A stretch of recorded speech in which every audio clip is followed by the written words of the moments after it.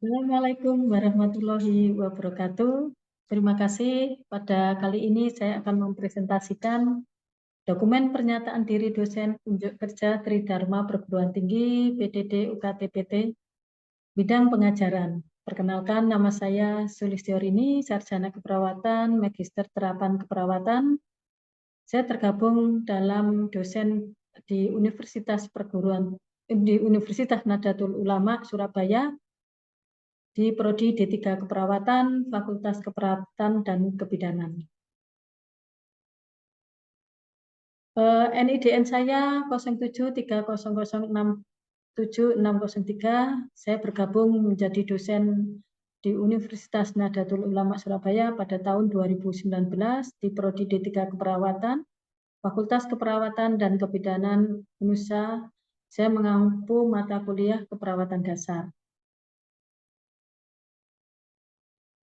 Dalam program studi D3 Keperawatan dengan mata kuliah keperawatan dasar dengan kode mata kuliah APF 16106 dengan 5 SKS pada mahasiswa D3 Keperawatan semester 2. Garis besar pada penjelasan presentasi saya ini meliputi deskripsi mata kuliah, kemampuan akhir mahasiswa yang diharapkan, materi pembelajaran, sistem dan metode pembelajarannya, bagaimana penilaian pembelajaran pada mahasiswa untuk evaluasi nilai dari mahasiswa, kemudian contoh interaksi dosen dan mahasiswa.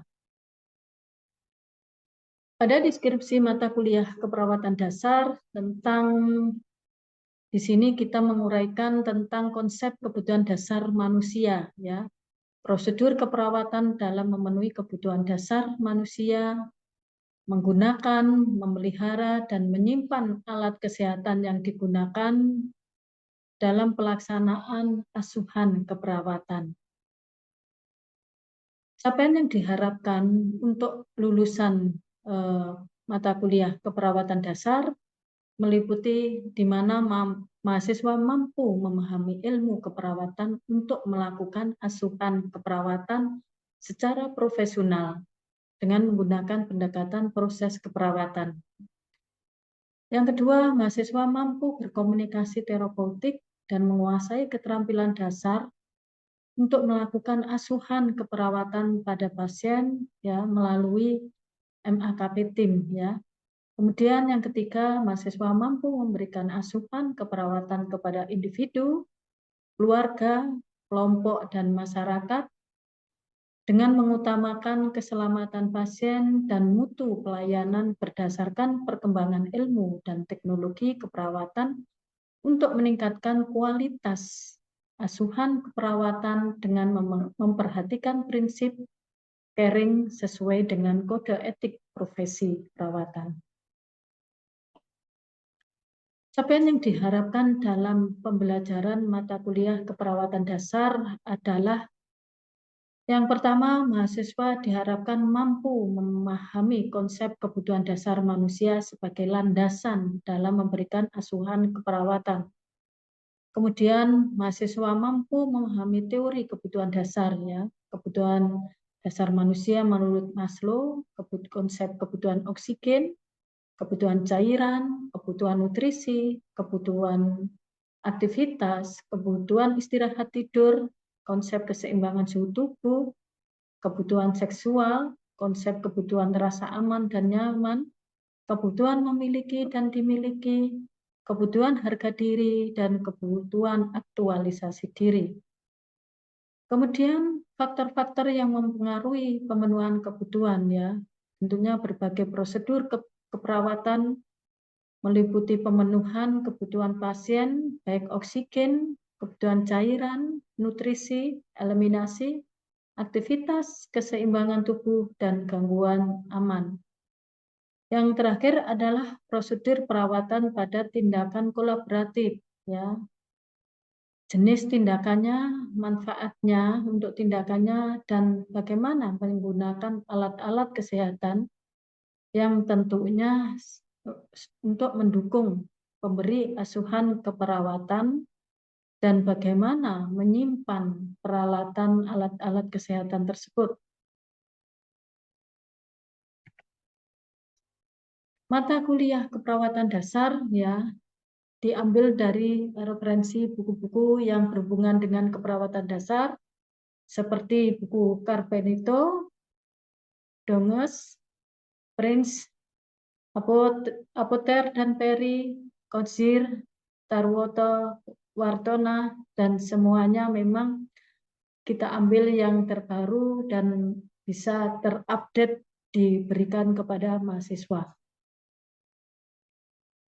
Sistem pembelajaran yang saya gunakan untuk memberikan materi kepada mahasiswa menggunakan secara blended, yaitu yang pertama dengan daring, yaitu online, bisa menggunakan Zoom, Google Meet, maupun dengan Google Classroom atau GCR, di mana mahasiswa mengabsensi untuk online bisa menggunakan Esorogan. Di UNUSA sudah menggunakan Esorogen, di mana mahasiswa dan dosen dalam memberikan pembelajaran sudah terjadwal di Esorogan dan bisa melakukan absensi, di mana dosen pun bisa membuka absensi, kemudian memberikan waktu rentang 5 menit, 10 menit, atau tak terbatas waktunya. Kemudian pembelajaran kedua adalah luring offline, ya tatap muka, bisa dengan lektur atau langsung dosen memberikan materi di depan kelas, ya, di depan mahasiswa, kemudian atau bisa dengan diskusi, kita menggunakan SGD atau Small Group Discussion, di mana di situ ada interaksi mahasiswa dan dosen. Mahasiswa langsung mempresentasikan tugas-tugas yang diberikan dan diskusi bersama. Metode pembelajaran kita menggunakan metode asinkros dan sinkros. Asinkros materi perkuliahan diunggah di bank dokumen, yaitu di Esorogen. Delivery berupa ringkasan materi dalam bentuk PowerPoint, ya. Jadi materi dosen mengupload di Esorogen tersebut menggunakan linknya, materinya. Kemudian mahasiswa bisa membaca dan mempelajarinya, atau bisa menggunakan textbook dan jurnal sebagai bahan diskusi. Kebetulan saya juga menggunakan buku bahan ajar yang saya gunakan untuk memberikan materi, yang ini sebagai hasil karya yang sudah terpublikasi bukunya dan bisa saya ajarkan pada mahasiswa terutama pada pandemi, bisa lewat media buku dan media video. Kemudian yang kedua ada sinkronis, diskusi dua arah, ada interaksi antara mahasiswa dan dosen, bisa menggunakan virtual meeting, Zoom, dan Google Meeting. Atau secara luring menggunakan SGD, ceramah, tutorial, dan penugasan.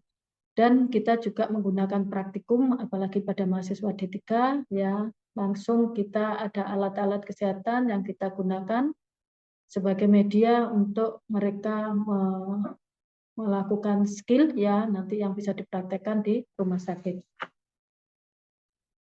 Evaluasi pembelajaran, kita untuk mengevaluasi hasil pembelajaran, apakah mahasiswa memahami apa yang kita berikan, itu dengan soft skill 5%, tugas kelompok 15%, ya, kita praktikum 25%, kemudian ada ujian tengah semester itu dengan bobot 25% dan ujian akhir semester 30%. Dengan konversi penilaian pada skor, ya, lebih dari 75, ya, nilainya A, 70, 74, AB, dan seterusnya. Dengan nilai mutu 4, 3,5, 3, dan seterusnya. Ini adalah beberapa contoh beberapa ya pembelajaran yang sudah saya lakukan. Ini ada pengabdian pada masyarakat, kemudian juga kita terjun ke masyarakat untuk stase keperawatan dasar, gerotik, ya, maternitas di beberapa RT, ya, di kelurahan sekitar kampus. Kemudian kita juga mahasiswa kita ajak ke rumah sakit untuk praktikum. Sebelum praktikum ke rumah sakit, mahasiswa dibekali dengan skill dasar di lab, di kampus, di praktikum. Ini ada beberapa contoh waktu praktikum di laborat dan praktikum di supervisi di rumah sakit, dan juga mahasiswa memberikan penyuluhan ya sesuai dengan stase ya, stasenya. Jadi contohnya ini pada stase critical care, yaitu di ruang HCU, mahasiswa memberikan presentasi sesuai kasus yang terbanyak di rumah sakit itu, di ruangan unit itu. Demikian yang bisa saya presentasikan. Semoga bermanfaat dan barokah yang kita presentasikan di sini dan memberikan gambaran tentang kinerja sebagai dosen untuk sertifikasi dosen. Saya akhiri. Wassalamualaikum warahmatullahi wabarakatuh.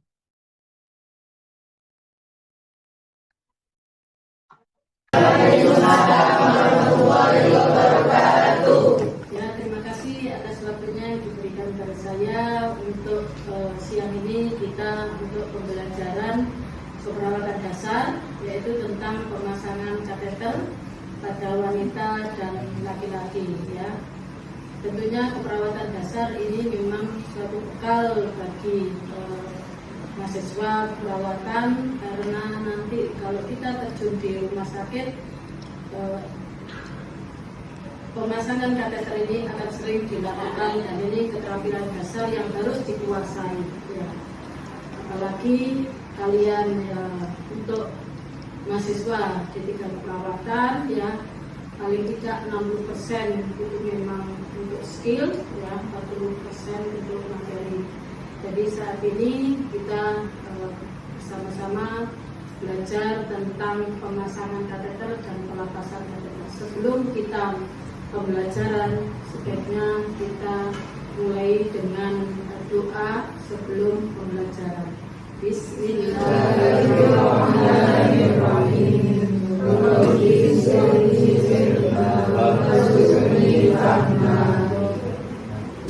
Alhamdulillah, amin ya rabbal alamin. Alhamdulillah, mudah-mudahan Allah memberi kita pembelajaran untuk skill ya, pemasangan dan pelepasan kateter. Baik, ini saya akan menjelaskan satu persatu untuk prosedur pemasangan kateter. Mungkin saya sharing sama-sama ya, kita belajar bersama ya. Mungkin kalian sudah belajar apa yang sudah Bu Rini berikan tentang materi dan operasional untuk tindakan pemasangan kateter ya. Sebelum kita lakukan tindakan, kita harus tahu apa sih tujuan pemasangan kateter. Mungkin ada yang tahu tujuan untuk pemasangan kateter? Oke, monggo angkat tangan ya. Untuk membantu mengeluarkan urin serta mengosongkan kandung kemih pada pasien yang mengeluhkan kesulitan buang air kecil. Ya, betul. Mungkin temannya yang lain bisa menambahkan? Ya. Memulihkan atau mengatasi retensi urin akut atau kronis, mengalirkan urin untuk persiapan operasi atau pasca operasi. Ya, pada intinya adalah pemasangan kateter itu untuk membantu mengeluarkan urin ya. Tentunya kalau pasien dipasang kateter itu pasti ada gangguan pada eliminasi, khususnya pada eliminasi PAK ya. Bisa juga itu terjadi pembesaran pada prostat pada pasien BPH, atau ada infeksi, kemudian pada pasien yang operasi ya, pre-op sebelum operasi maupun setelah operasi. Pada kasus-kasus inkontinensia urin ya, dia tidak bisa mengeluarkan sendiri tanpa bantuan kateter. Itu tadi pada prinsipnya untuk pemasangan kateter ya. Pada laki-laki dan perempuan itu hampir sama ya. Kalau ukuran sebelumnya kita siapkan dulu, saya perkenalkan alat-alat yang akan digunakan. Setelah cuci tangan, kemudian kita memakai hand on steril untuk membersihkan daerah luar.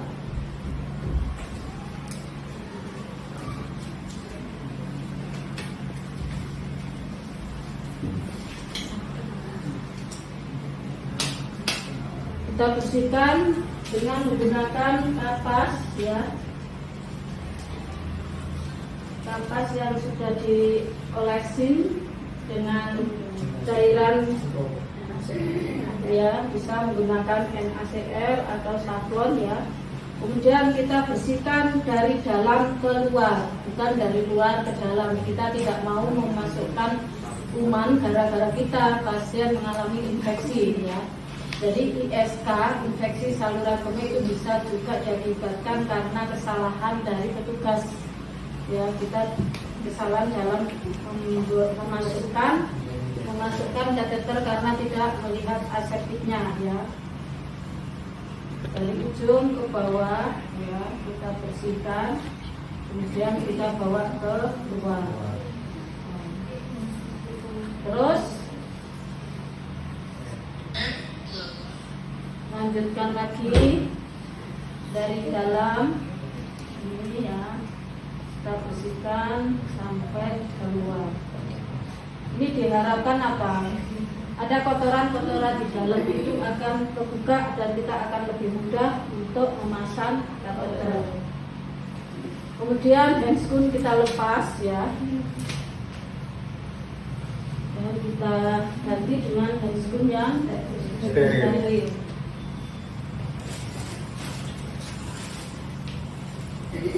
Nanti setelah saya praktek, nanti bisa diteruskan oleh mahasiswa, bisa melakukan pemasangan kateter karena sudah saya jelaskan ya. Nanti usahakan ada kontak dengan pasien ya, karena ini tadi ini kan boneka ya. Tapi kalau kita ke pasien, kita ada kontak, kita memperkenalkan diri ya. Contohnya kita perkenalkan diri. Assalamualaikum Bu, saya suster ini yang akan bertugas pagi ini ya. Saya mulai jam 7 sampai jam 2 yang akan memberikan asuhan perawatan pada Ibu. Saya di sini akan melakukan tindakan pemasangan kateter karena Ibu mulai dari tadi malam belum bisa BAK sendiri ya. Terus bila BAK Ibu akan kesakitan. Terus belas Ibu saya pegang ini penuh. Hanya kita laporkan ke dokter memberikan advis untuk memasangkan kateter. Kateter ini ada selang yang dimasukkan kepada ureter. Nanti waktu kita memasukkan, saya minta kerjasama dari Ibu. Ini masukkannya memang agak sakit. Ibu nafas panjang, tarik nafas panjang. Nanti kita tuntun, kita arahkan. Apakah Ibu bersedia saya pasang kateter? Ya, bersedia. Ya, kalau Ibu bersedia, saya akan menyiapkan alatnya dan nanti waktu kita mulai, nanti kita berikan arahan dan apa-apa. Kateter yang kita gunakan adalah kateter ya ukuran ini dengan silikon ya, ini ukuran 16 ya. Sebelum kita pasang, kita bisa ini kateter ini ya, ini steril ya, ini steril. Kemudian kita akan memasang, sebelum masang kateter kita pastikan bahwa ini sudah bersih. Tadi sudah dibersihkan. Ini pemasangan kateter pada perempuan. Terus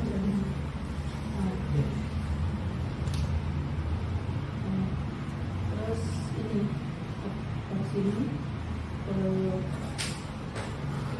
sepet dikasih. Nah, ini sebelum kita beri pada ujung kateter ini diberi selang, diberi jeli ya, maaf ya. Ini pada kateter ujung ini ada lubang, ya, ada lubang ini, ya. Ini nanti tempat masuknya urin. Jadi nanti lubang ini, urinnya akan masuk ke lubang ini dan keluar lewat ini selang lubangnya. Yang ini ada dua lubang.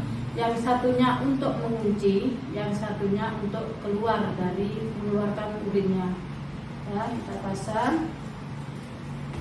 Ibu ini pada posisi litotomi, ya. Maaf Ibu, permisi, saya buka ya Bu. saya mau pasang kateternya. Ibu tolong nafas panjang ya.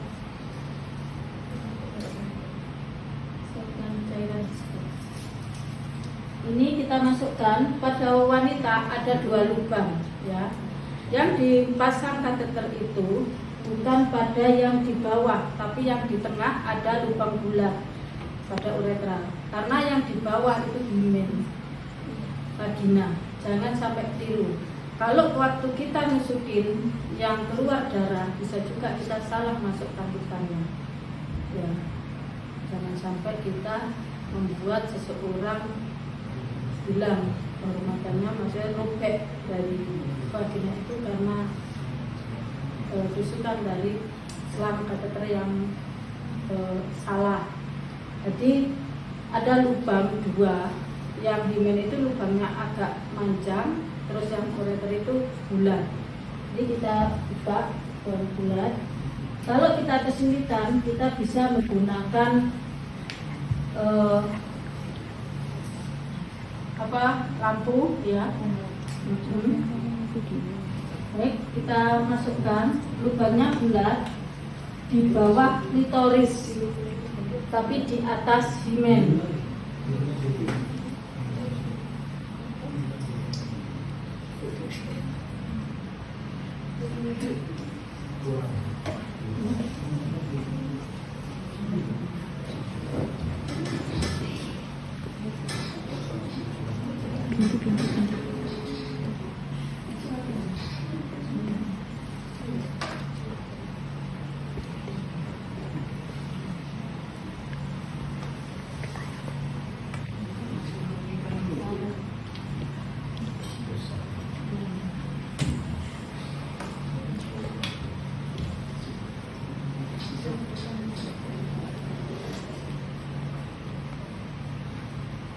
Ya, setelah masuk ini, kalau tidak ada hambatan berarti masuk ya.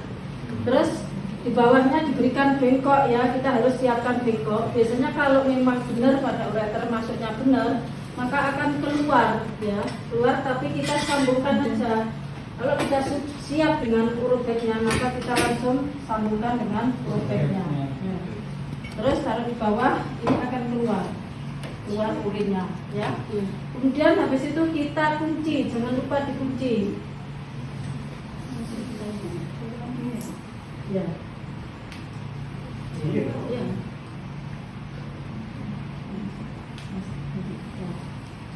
Kita berikan cairan rata-rata sekitar 5 sampai 10 ya. Bisa juga pada seseorang, orang yang sudah tua, mungkin elastisnya sudah menurun, itu bisa lebih dari 10 ya.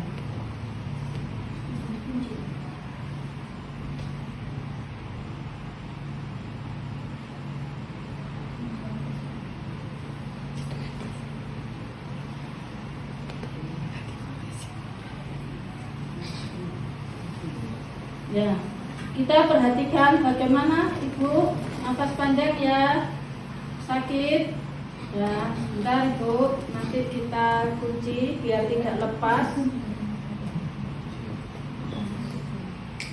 Kemudian juga kita siapkan plasternya, dipakutnya untuk fiksasi.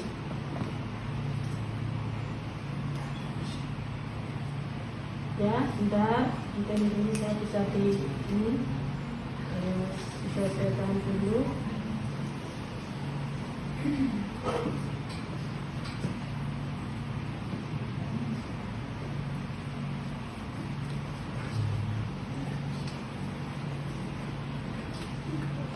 Nah, kita kunci ya.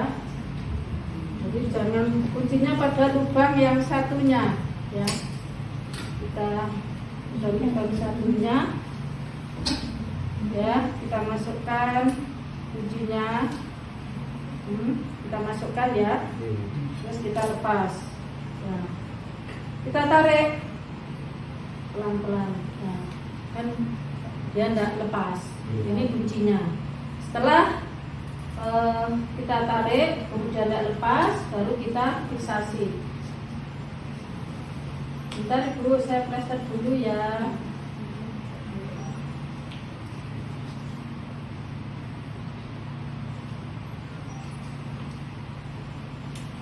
Nah, kita kalau pada perempuan atau laki langsung nempel gini. Kalau dulu mengfiksasi dipakai kupu-kupu. Kalau kupu-kupu itu sering lepas. Dan kita sudah tidak menggunakan plester coklat, tapi plester pabrik ini, ya. Ibu sudah selesai pemasangannya. Terima kasih atas kerjasamanya. Mudah-mudahan Ibu cepat sembuh dan nyaman dan bisa kembali berkumpul sama keluarganya. Amin. Ya, saya pamit dulu, saya undur dulu ya. Assalamualaikum warahmatullahi wabarakatuh. Waalaikumsalam. Ya, demikian yang praktikum untuk pemasangan kateter kali ini. Mudah-mudahan nanti kita bisa praktek bersama-sama dan apa yang kita pelajari bisa kita praktekkan nanti waktu kita praktikum di rumah sakit. Amin. Demikian dari saya ucapkan terima kasih, kurang lebihnya saya mohon maaf. Assalamualaikum warahmatullahi wabarakatuh. Waalaikumsalam warahmatullahi wabarakatuh.